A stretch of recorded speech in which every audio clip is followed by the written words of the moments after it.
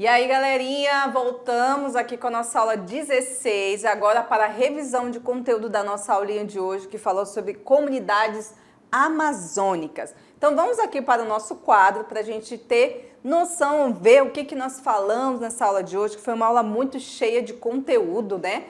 Essa aula de hoje falou sobre natureza e cultura, a pluralidade sociocultural, especificamente falamos sobre a região amazônica. E nessa aula a gente mostrou no mapa para vocês aí conhecerem a região da Amazônia, que é muito maior do que o Brasil, né?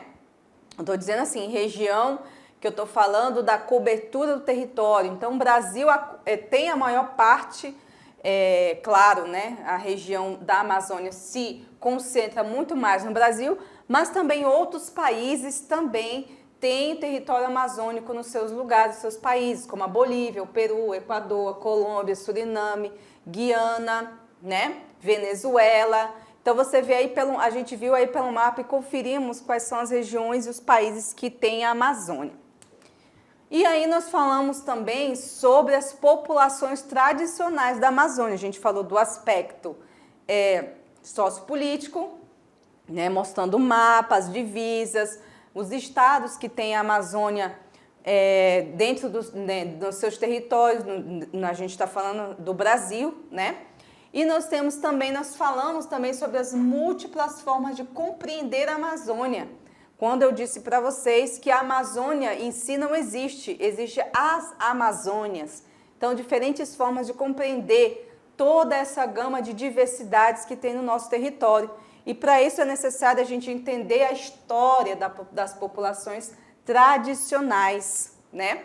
E também, juntamente com ela, a questão cultural. Como que a cultura desse povo amazônico, ela se formou?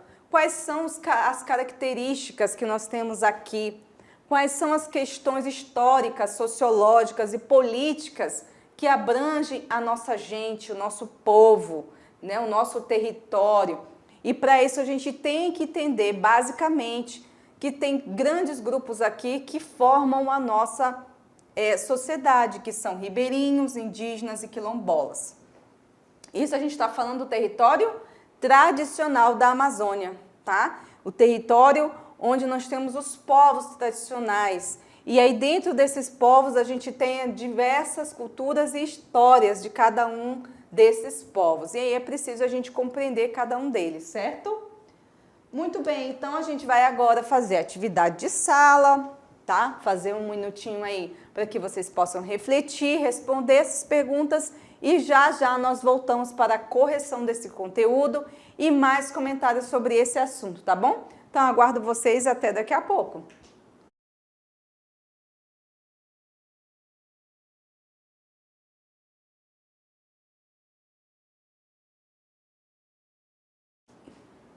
Muito bem, galerinha, voltamos aqui para corrigir o nosso conteúdo da aula de hoje sobre território amazônico, sobre populações amazônicas, sobre cultura amazônica. É isso aí, hoje a nossa aula é só a Amazônia, é sobre o nosso território. Então, gente, lembrando aqui para vocês que essa é a aula 16 e estamos então caminhando para o final da nossa disciplina. Isso significa que vocês têm que estar ligadinhos para as próximas avaliações, porque vocês têm que terminar as atividades, fazer as provas e a atividade extra classe. Então, não pode vacilar. Agora é hora de vocês apertar o cinto para terminar e ter as melhores notas, que eu tenho certeza que vocês irão conseguir, tá bom? Então, vamos aqui para nossas perguntas. Vamos logo sem enrolação? Tirando as dúvidas, resolução da atividade. Vamos lá. Vamos com a questão de número 1. Lendo aqui junto comigo, vamos lá. Os conhecimentos tradicionais são produzidos e gerados de forma coletiva, com base na ampla troca e circulação de ideias e informações transmitidas oralmente de uma geração para a outra.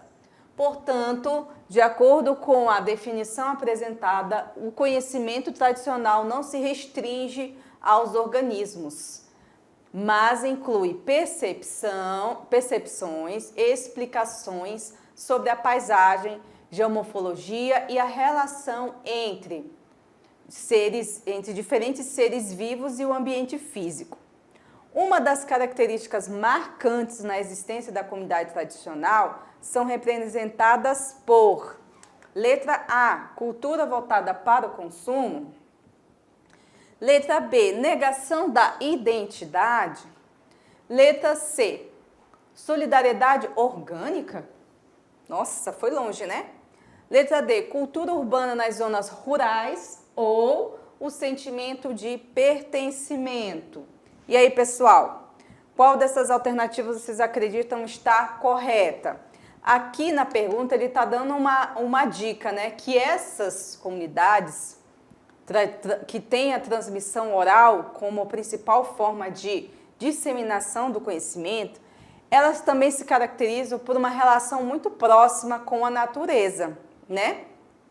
Então, elas têm todo um ambiente subjetivo que vai construir sua forma de ver o mundo, os mitos, as lendas, né? Que constrói sentimentos diferentes que eles vão ter tanto com os seus semelhantes como com a própria natureza. Então, dessas características das comunidades tradicionais, a gente pode elencar aqui como correta a letra E, né?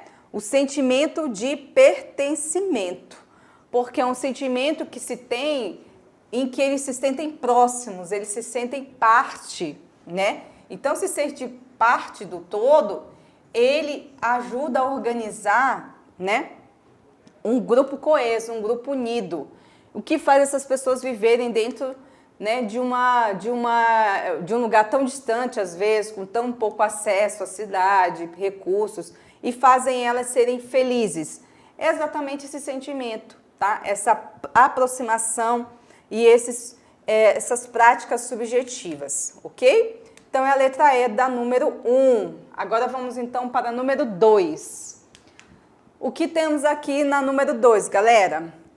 A Amazônia ou Amazônia é uma região na América do Sul definida pela bacia do rio Amazonas e coberta em grande parte pela floresta tropical, que também é chamada de floresta equatorial da Amazônia ou Ileia amazônica.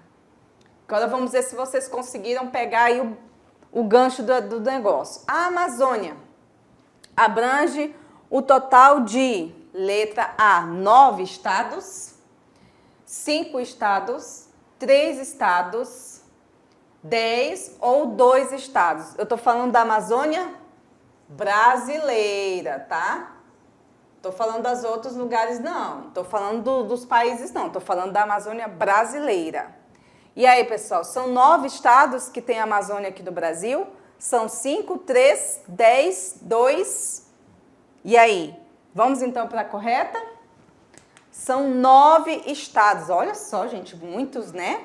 Muitos estados aí que abrangem a Amazônia brasileira. Nós temos Rondônia, Acre, nós temos Amazonas, Roraima, Tocantins, temos uma parte lá do Maranhão, porque apesar de ter uma pequena parte também é um território da Amazônia. Nós temos o Amapá, nós temos parte do Mato Grosso também, né? Então, gente, ao todo são 9. Então, são bastante estados, um território muito grande do Brasil é a Amazônia. Vamos aqui então para a perguntinha do Enem, vamos lá. Pergunta do Enem, vamos ler juntos aqui. Essa pergunta fala sobre a Política Nacional de Desenvolvimento Sustentável dos Povos Tradicionais. Vamos aqui juntos para compreender essa pergunta. O Decreto 6.040, de 7 de fevereiro de 2007, institui a Política Nacional de Desenvolvimento Sustentável dos Povos e Comunidades Tradicionais. Neste decreto, no artigo 30, define o conceito de povos e comunidades tradicionais, que compreende-se por, número 1, grupos culturalmente diferenciados e que se reconhecem como tais, que possuem formas próprias de organização social, que ocupam e usam os territórios e recursos naturais como condição para a sua reprodução cultural, social, religiosa, ancestral e econômica. A 2. O desenvolvimento sustentável é o uso equilibrado dos recursos naturais voltado para a melhoria da qualidade de vida da presente geração, garantindo as mesmas possibilidades para gerações futuras. E a 3, os territórios tradicionais são espaços necessários à reprodução cultural, social e econômica dos povos e comunidades tradicionais, sejam eles utilizados pela forma permanente ou temporária, observado no que diz respeito aos povos indígenas e quilombolas, respectivamente. E aí, gente, vamos aqui para as alternativas? Quais dessas alternativas estão corretas? Letra A, somente a primeira. Letra B, a 1, 2 e 3. Letra C, a 2 e a 3. A D, somente a 3. Ou a E, nenhuma das alternativas. E aí? Vamos ver aqui, então, é a número 1, 2 e 3, a letra B, pessoal. Então, olha só. Se vocês olharem aqui, ó, a primeira afirmativa, ela está falando do que são as comunidades tradicionais, tá? Ela está dizendo aqui que as comunidades tradicionais, elas são povos que se reconhecem como tais. Isso quer dizer o quê? Que eles olham para si e dizem, sim, eu sou ribeirinho, eu sou indígena, eu sou quilombola, tá? Mas não é só isso. Por quê? Porque eles também precisam ter formas próprias de organização social. E mais, além disso, eles usam os territórios e recursos naturais como condição para a sua reprodução cultural, religiosa, ancestral e econômica. Então, gente, não é uma pessoa se organiza aqui um grupo de pessoas e diz assim, não, agora nós somos comunidades tradicionais, porque a gente também quer ter direito, a gente também quer ter território. Não, não é bem assim, tá? Existe toda uma regra, toda uma característica e principalmente uma história para poder dizer que aquele grupo é ou não é tradicional. Portanto, não pensem que são qualquer pessoas, grupos que se juntam e se autotitulem como, né? Se reconhecem como tais, então tá bom. Já é povo tradicional. Não é bem assim. Vocês viram aí? Isso está no artigo 30, tá? Do decreto. Então, não é uma coisa que se pode fazer de qualquer maneira. E aí o 2, ele está falando do desenvolvimento sustentável, ou seja, além de povo tradicional, eles precisam ter um amparo dessa ideia do desenvolvimento, que é o quê? O uso equilibrado dos recursos naturais. Não é sair desmatando, derrubando todas as árvores, acabando com as nascentes, não. Né? Tem que ter uma qualidade de vida, tem que ter a preocupação tanto com quem já mora lá, com as outras gerações que virão depois deles. Então, existe toda uma prerrogativa. Não é somente chegar lá e derrubar tudo, não. Construir casas, condomínios, hotéis, sei lá. Não é, gente, tá? Definitivamente não é. E a 3.